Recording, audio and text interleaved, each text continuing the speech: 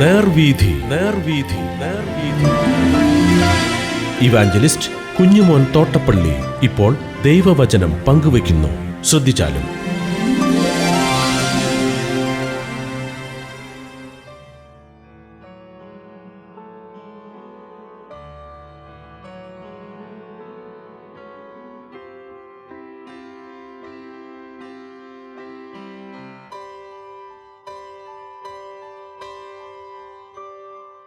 യിരെമ്യാ പ്രവചനം 23 അധ്യായം ഞാൻ വായിക്കുന്നത് ശ്രദ്ധിച്ചാലും.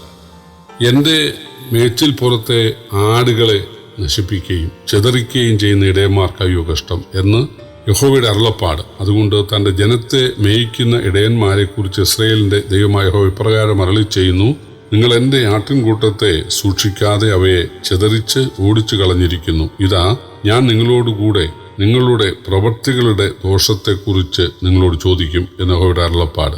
എൻ്റെ ആട്ടിൻകൂട്ടത്തിൽ ശേഷിച്ചിരിക്കുന്നവയെ ഞാൻ അവയെ നീക്കിക്കളഞ്ഞിരിക്കുന്ന സകല ദേശങ്ങളിൽ നിന്നും ശേഖരിച്ച് അവയുടെ പുൽപ്പുറങ്ങളിലേക്ക് വീണ്ടും കൊണ്ടുവരും. അവ വർദ്ധിച്ച് പെരുകും. അവയെ മേയ്ക്കേണ്ടതിന് ഞാൻ ഇടയന്മാരെ നിയമിക്കും. അവ ഇനി പേടിക്കയില്ല, ഭ്രമിക്കയില്ല, കാണാതെ പോകുകയുമില്ല എന്ന് യഹോവയുടെ അരുളപ്പാട്. ഞാൻ ദാവീദിന് നീതിയുള്ളൊരു മുളയായവനെ ഉത്ഭവിപ്പിക്കുന്ന കാലം വരും. അവൻ രാജാവായി വാണ് ബുദ്ധിയോടെ പ്രവർത്തിച്ച് ദേശത്ത് നീതിയും ന്യായവും നടത്തും. അവന്റെ കാലത്ത് യഹൂദ രക്ഷിക്കപ്പെടും, ഇസ്രായേൽ നിർഭയമായി വസിക്കും. അവന് യഹോവ നമ്മുടെ നീതി എന്ന് പേർ പറയും എന്ന് യഹോവയുടെ അരുളപ്പാട്. ആകയാൽ ഇസ്രായേൽ മക്കളെ, ഇസ്രായേൽ ദേശത്ത് നിന്ന് കൊണ്ടുവന്ന യഹോവയാണ് എന്നിനി പറയാതെ ഇസ്രായേൽ ഗൃഹത്തിന്റെ സന്തതിയെ വടക്ക് ദേശത്ത് നിന്നും ഞാൻ അവരെ നീക്കിക്കളഞ്ഞിരുന്ന സകല ദേശങ്ങളിൽ നിന്നും പുറപ്പെടുവിച്ചു കൊണ്ടുവന്ന യഹോവയാണ് എന്ന് പറയുന്ന കാലം വരും. അവർ തങ്ങളുടെ സ്വന്തം ദേശത്ത് വസിക്കുമെന്ന് യഹോവയുടെ അരുളപ്പാട്. പ്രവാചകന്മാരെ കുറിച്ചുള്ള അരുളപ്പാട്. എൻ്റെ ഹൃദയം എൻ്റെ ഉള്ളിൽ നുറുങ്ങിയിരിക്കുന്നു, എൻ്റെ അസ്ഥികളൊക്കെയും ഇളകുന്നു. യഹോവ നിമിത്തവും അവന്റെ വിശുദ്ധ വചനങ്ങൾ നിമിത്തവും ഞാൻ മത്തനായി ഇരിക്കുന്നവനെ പോലെയും വീഞ്ഞു കുടിച്ച് ലഹരി പിടിച്ചവനെ പോലെയും ആയിരിക്കുന്നു. ദേശം വ്യഭിചാരികളെ കൊണ്ട് നിറഞ്ഞിരിക്കുന്നു. ശാപം നിമിത്തം ദേശം ദുഃഖിക്കുന്നു. മരുഭൂമിയിലെ മേച്ചിൽപ്പുറങ്ങൾ ഉണങ്ങിയിരിക്കുന്നു. അവരുടെ ഓട്ടം ദോഷമുള്ളതും അവരുടെ ബലം നേരുകെട്ടതുമാകുന്നു. പ്രവാചകനും പുരോഹിതനും ഒരുപോലെ വഷളന്മാരായിരിക്കുന്നു. എൻ്റെ ആലയത്തിലും ഞാൻ അവരുടെ ദുഷ്ടത കണ്ടിരിക്കുന്നു എന്ന് യഹോവയുടെ അരുളപ്പാട്. അതുകൊണ്ട് അവരുടെ വഴി അവർക്ക് ഇരുട്ടത്ത് വഴുവഴുപ്പായിരിക്കും. അവർ അതിൽ കാൽ തെറ്റി വീഴും. ഞാൻ അവർക്ക് അനർത്ഥം അവരുടെ സന്ദർശനകാലം തന്നെ വരുത്തുമെന്ന് യഹോവയുടെ അരുളപ്പാട്. ശമര്യയിലെ പ്രവാചകന്മാരിൽ ഞാൻ ഭോഷത്വം കണ്ടിരിക്കുന്നു. അവർ ബാലിന്റെ നാമത്തിൽ പ്രവചിച്ച് എന്റെ ജനമായ ഇസ്രായേലിനെ തെറ്റിച്ച് കളഞ്ഞു. യെരൂശലേമിലെ പ്രവാചകന്മാരിലോ ഞാൻ അതിഭയങ്കരമായുള്ളത് കണ്ടിരിക്കുന്നു. അവർ വ്യഭിചാരം ചെയ്ത് വ്യാജത്തിൽ നടക്കുന്നു. ആരും തന്റെ ദുഷ്ടത വിട്ട് തിരിയാതവണ്ണം അവർ ദുഷ്പ്രവൃത്തിക്കാരെ ധൈര്യപ്പെടുത്തുന്നു. അവരെല്ലാവരും എനിക്ക് സോദോം പോലെയും അതിലെ നിവാസികൾ ഗോമോറ പോലെയും ഇരിക്കുന്നു. അതുകൊണ്ട് സൈന്യങ്ങളുടെ യഹോവ പ്രവാചകന്മാരെ കുറിച്ച് ഇപ്രകാരം അരുളി ചെയ്യുന്നു: ഞാൻ അവരെ കാഞ്ഞിരം തീറ്റി നഞ്ചുവെള്ളം കുടിപ്പിക്കും. യെരൂശലേമിലെ പ്രവാചകന്മാരിൽ നിന്നല്ലോ വഷളത്വം ദേശത്തെല്ലായിടവും പരന്നിരിക്കുന്നത്. ദൈവനാമത്തിന് മഹത്വമുണ്ടാകട്ടെ.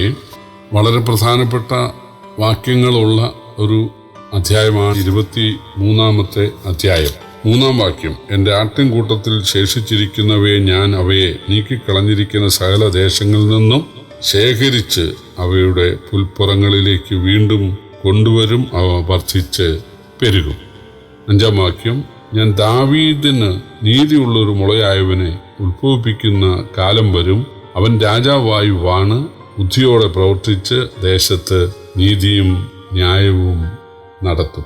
8 വാക്യം: ഇസ്രായേൽ ഗൃഹത്തിന്റെ സന്തതിയെ വടക്ക് ദേശത്തു നിന്നും ഞാൻ അവരെ നീക്കിക്കളഞ്ഞിരിക്കുന്ന സകല ദേശങ്ങളിൽ നിന്നും പുറപ്പെടുവിച്ച് കൊണ്ടുവന്ന യഹോവയാണ് എന്ന് പറയുന്ന കാലം വരും.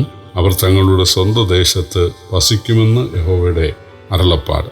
11 വാക്യം: പ്രവാചകനും പുരോഹിതനും ഒരുപോലെ വഷളന്മാരായിരിക്കുന്നു. എൻ്റെ ആലയത്തിലും ഞാൻ ദുഷ്ടത കണ്ടിരിക്കുന്നു. 23 വാക്യം: ഞാൻ സമീപസ്ഥനായ ദൈവം മാത്രമാകുന്നുവോ ദൂരസ്ഥനായ ദൈവവുമല്ലയോ എന്ന് യഹോവയുടെ അരുളപ്പാട്. ഞാൻ കാണാതെ വണ്ണം ആർക്കെങ്കിലും മറയത്ത് ഒളിപ്പാൻ കഴിയുമോ എന്ന് യഹോവയുടെ അരുളപ്പാട്. ഞാൻ ആകാശവും ഭൂമിയും നിറഞ്ഞിരിക്കുന്നവൻ അല്ലയോ എന്ന് യഹോവയുടെ അരുളപ്പാട്. 28-ാം വാക്യം. പ്രവാചകൻ സ്വപ്നം വിവരിക്കട്ടെ, സ്വപ്നം കണ്ട പ്രവാചകൻ സ്വപ്നം വിവരിക്കട്ടെ.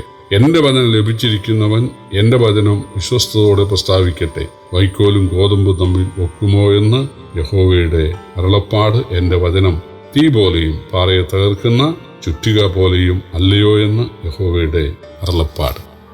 ഇസ്രായേൽ തങ്ങളുടെ പ്രവാസത്തിൽ നിന്നും മടങ്ങി വരുമെന്ന പ്രവചനമാണ് ഈ 23-ാം അധ്യായം. മിസ്രയീമിൽ നിന്നും ഇസ്രായേലിനെ വിടുവിച്ച ദൈവം എന്ന് പറയാതെ വടക്കേ ദേശത്ത് നിന്ന് പുറപ്പെടുവിച്ചു കൊണ്ടുവന്ന ദൈവം എന്ന് പറയുന്ന കാലം വരും എന്നാണ് 8-ാം വാക്യം.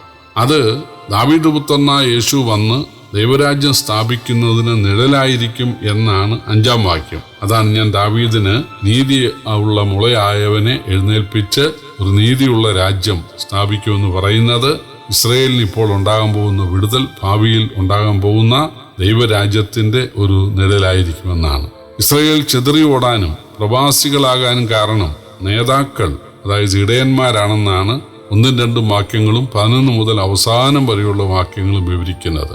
കള്ളപ്രവാചകന്മാർ ചെയ്യുന്ന ദോഷം നിമിത്തം യിരെമ്യാവിന്റെ ഹൃദയം തകർന്നു എന്നാണ് 9-10 വാക്യങ്ങൾ. ബാലിന്റെ ശക്തിയാൽ സ്വപ്നം കണ്ട് പ്രവചിക്കുന്ന പ്രവാചകന്മാരും പുരോഹിതന്മാരും ദുർമാർഗികളായി നടക്കുകയും ദുർമാർഗത്തെ പ്രോത്സാഹിപ്പിക്കുകയും ചെയ്യുന്നതിനാൽ ദൈവം അവരെയും അവരുടെ പിന്നാലെ പോകുന്ന ജനത്തെയും കൊടുങ്കാറ്റ് ബാധിക്കുന്നത് പോലെ ബാധിക്കുമെന്നാണ് 11 മുതൽ 19 വരെയുള്ള വാക്യങ്ങൾ. ദോഷം വരികയില്ല എന്ന സ്വപ്നമല്ല, വചനമാണ് വിവരിക്കേണ്ടത്. ദൈവം നൽകുന്ന അരുളപ്പാടുകളാണ് പറയേണ്ടത്. വചനം പാറയെ തകർക്കുന്ന ചുറ്റിക പോലെയാണ്. അത് നമ്മുടെ ഹൃദയത്തെ തകർക്കണം. അല്ലാതെ ദൈവം ശിക്ഷിക്കുകയില്ല, ഒരു ദോഷവും വരികയില്ല, നമ്മുടെ പാപം ദൈവത്തിന് മുമ്പാകെ സാരമില്ല, ദൈവം അത് ക്ഷമിക്കും എന്ന് പറഞ്ഞുകൊണ്ടിരിക്കുകയല്ല വേണ്ടത്. മറിച്ച് പാപത്തെ ഓർത്ത് അനുതപിക്കണം. ദൈവം അത്ര പരിശുദ്ധനാണ് എന്ന് സമ്മതിച്ചുകൊണ്ട് തീർച്ചയായിട്ടും വചനത്തിലേക്ക്, അനുതാപത്തിലേക്ക് മടങ്ങി വരണം. അതാണ് ദൈവം ആഗ്രഹിക്കുന്നത്.